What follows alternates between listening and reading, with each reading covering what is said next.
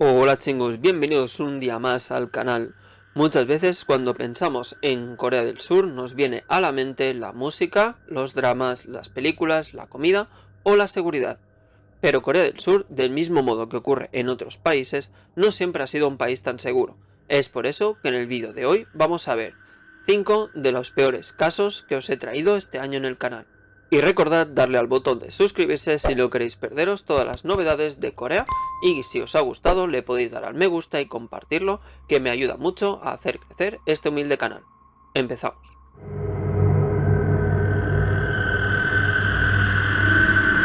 Lee Eun-hye nació en 1991 en el seno de una familia muy pobre y con sus padres discapacitados. Un día apareció en un programa de televisión y tras una adolescencia complicada conoció a Yoon Sang-yeop, un hombre de alto estatus y que le cambiaría totalmente la vida.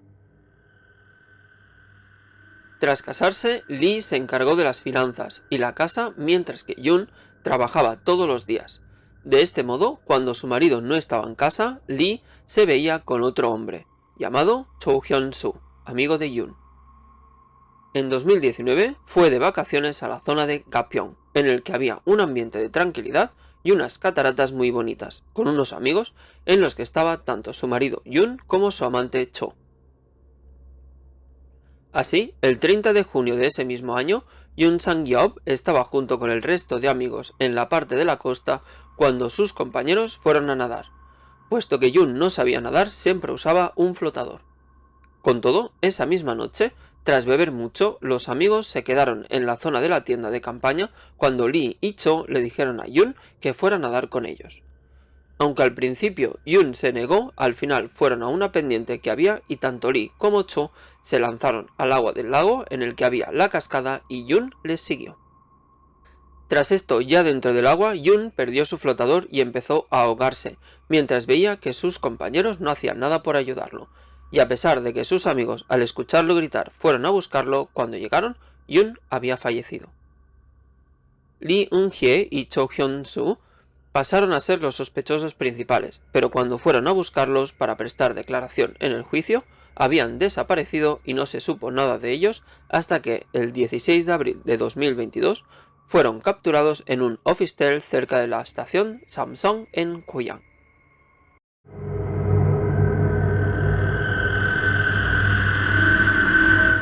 Oh In-suk nació en 1976 en la zona de Gangwon-do, una mujer con una belleza de modelo, pero un corazón negro que por culpa de la codicia terminó realizando varios asesinatos, lo que convirtió en la primera mujer asesina en serie de la historia de Corea del Sur. En la escuela secundaria ya tenía bastantes problemas, puesto que la habían encontrado varias veces robando dinero de sus amigos o incluso en algún momento había dado pastillas para dormir a sus amigos para así robarles su tarjeta de crédito. Tras terminar la secundaria empezó como agente de seguros y se casó. En su primer matrimonio, su esposo, el señor Lee, trabajaba en un centro de mudanzas para ganarse la vida, pero como esto no era suficiente para Eom, decidió matarlo para ganar el dinero del seguro. Tras esto volvió a casarse y con el mismo objetivo de ganar más dinero, con el que seguir manteniendo su estilo de vida, terminó matando a su segundo marido. Para guardar las apariencias, Eom celebró un funeral e intentando ayudar en lo máximo posible a sus suegros para poder ocultar su crimen. Con todo, había empezado el trabajo de Eom. En varias ocasiones, cuando veía a alguien de quien cobrar una buena cantidad de dinero del seguro, les atacaba y luego les ponía una sobredosis de Razepam, una droga que causa amnesia. Sin embargo, estos asesinatos no fueron en vano y tenían un único objetivo: la avaricia y tener una vida de lujo que gastaba en ropa y centros de belleza. Se descubrió que Eom había ocasionado un total de 3 muertos y 5 heridos muy graves para recibir un total de 600 millones de wones, aunque finalmente fue arrestada y sentenciada a cadena perpetua en la prisión de mujeres de Cheongju.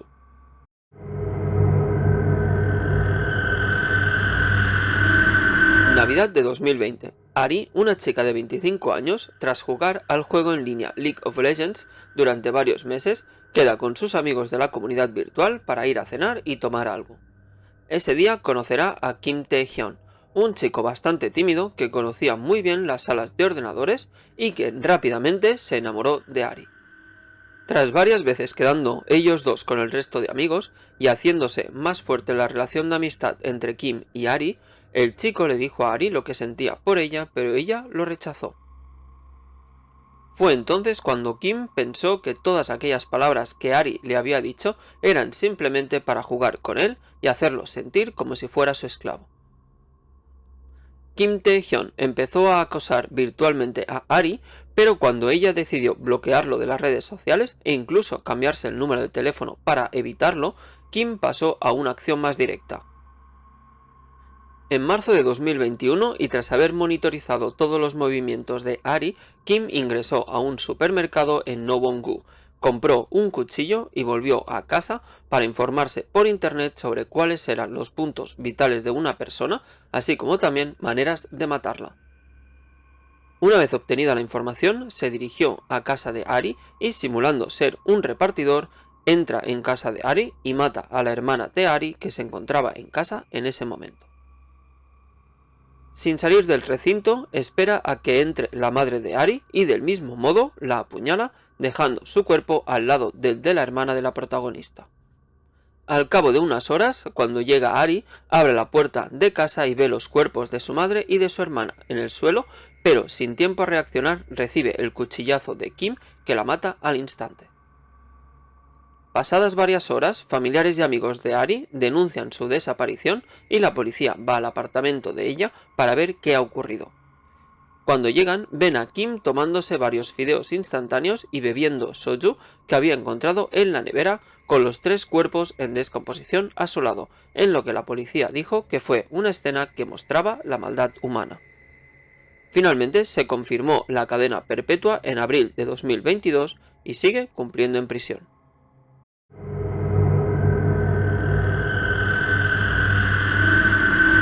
Yu Yong-chol nació el 18 de abril de 1970 en Jeonbuk. Al cabo de unos años, sus padres se separaron y como su familia vivía en la pobreza, era acosado en la escuela.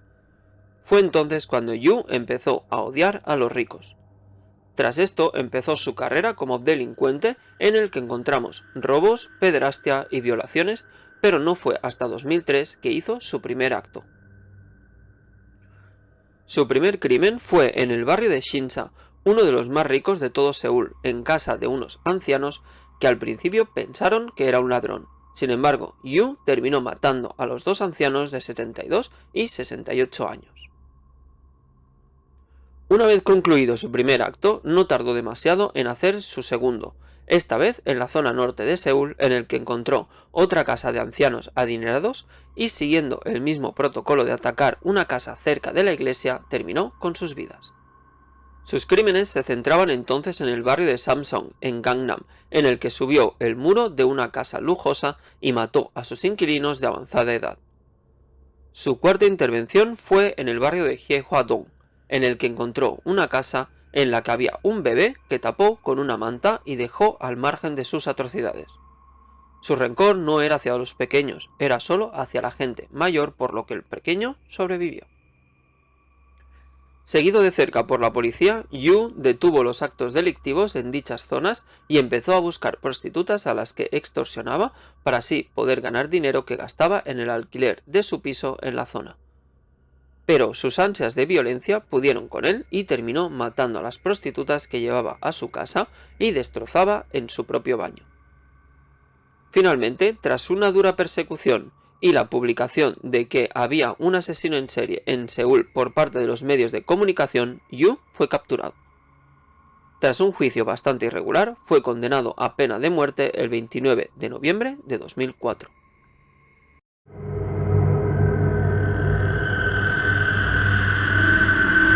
Y en el primer puesto tenemos al que yo considero el peor caso de la historia de Corea que he traído este año.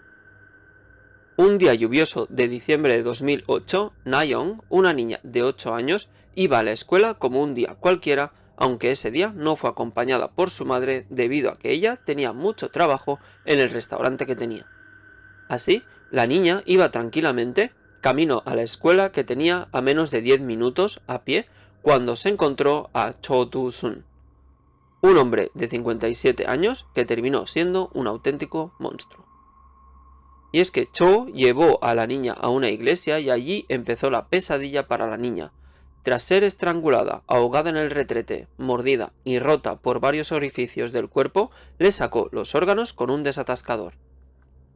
Aunque la niña fue abandonada en el lugar de los hechos, consiguió salir de la iglesia y hacer una llamada de emergencia siendo rescatada. Las consecuencias para la niña fueron catastróficas. Según los médicos, parecía un milagro que siguiera viva. Y es que Na-young tenía una importante hemorragia interna y un gran traumatismo en la cara y el abdomen. Además, se tenía que extirpar el órgano rectal para que no muriera, por lo que se optó por una colostomía, poniéndole una bolsa que deberá llevar el resto de su vida. Tras esto empieza una investigación en la que se comparan las huellas dactilares encontradas en la iglesia con las de un ex convicto llamado Cho Do-sun, de 56 años, haciendo una coincidencia positiva. A falta de otras pruebas, Na-young, aún convaleciente en el hospital, tuvo que identificar a su agresor mediante fotos y se grabó una declaración que se envió a la policía. El abogado alegó que Cho había bebido mucho y que por eso no recordaba lo que había pasado, por lo que se le redujo la condena a 12 años de prisión.